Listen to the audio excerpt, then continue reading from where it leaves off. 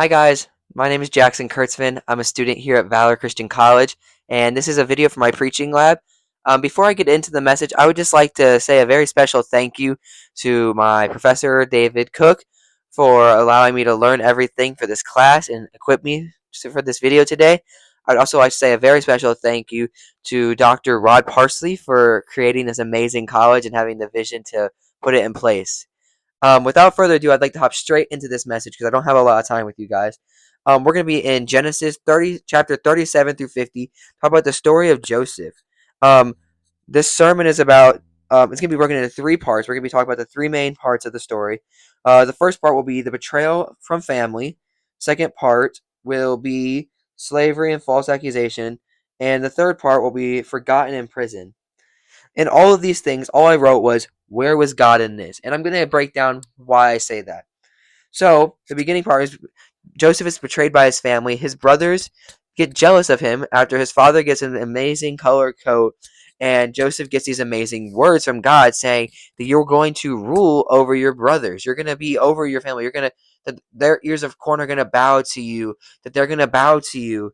And they're like, what the heck? No, we're not going to do that. Like, who do you think you are? Like, we're not doing that. So, and he kept on, and it wasn't just once, it was multiple times. And they were like, okay, we're done with this.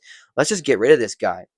So they decided to strip him of nothing, take him down to nothing, and throw him into a pit, where he later is taken into slavery, which takes us to our second point, where he is put into slavery and falsely accused. So he ends up with Potiphar, and he had been working for Potiphar. He's Potiphar's right-hand man, doing great work for Potiphar. When one night, Potiphar's wife decides that she wants to try to seduce Joseph. She finds him very attractive and wants to seduce him.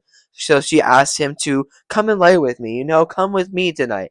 And Joseph says, no, I can't do that. And he decides to run. He physically runs out of there and is like, nope, not happening.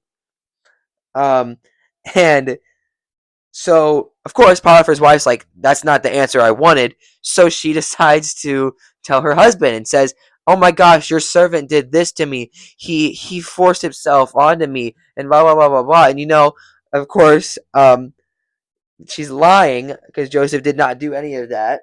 Joseph fled, um, which leads to Potiphar wanting Joseph put in prison. They eventually find Joseph, and he is thrown into prison. But the good news is that Joseph is not just in prison. God puts him there, and he allows him to be over the other soldiers. And where he runs into, runs into the cupbearer, one of the men that Potiphar had thrown into prison, and he gives him a great word, and he says to just please tell them about me. Tell them about me whenever they let you out. And he never does. The cupbearer decides, no, I'm not gonna do that.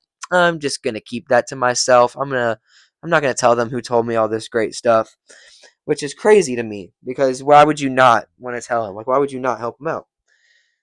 So main thing I want to get here is that I feel like a lot of us can relate with this story sometimes. Joseph probably was thinking through a lot of these moments, God, what is happening? Like, you told me I was supposed to be leading over my brothers and everything.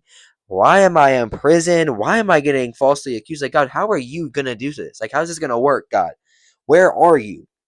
I feel like many of us feel like that daily. It seems like we're going through some of the worst moments of our life and we don't see God in sight. Even in my own life, I experienced that. There's literally days that I don't even want to get out of this bed. That I just want to stay in bed, curled up in the covers, and just close my eyes and forget about everything because of how bad days can be. I have a bad day and I'm like, that's it, I'm done. I don't want to do it again. I don't want to go through it again. God, you're clearly not helping me. God, you're clearly not there. And that's just a straight up lie from the enemy. When Joseph was in the pit, God kept him alive. He did not die in that pit. When Potiphar's wife tried to seduce him, God gave him the speed and the wisdom to run. When Joseph was in prison, he kept him alive and he gave him a purpose. He had him over the other soldiers.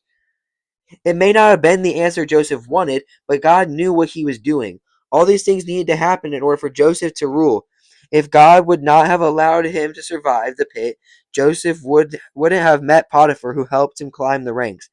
Never count yourself out. No matter how bad it gets, God is always working behind the scenes for your good. I pray that this blessed you today, and I pray that you share this with anybody that needs to hear it. God bless.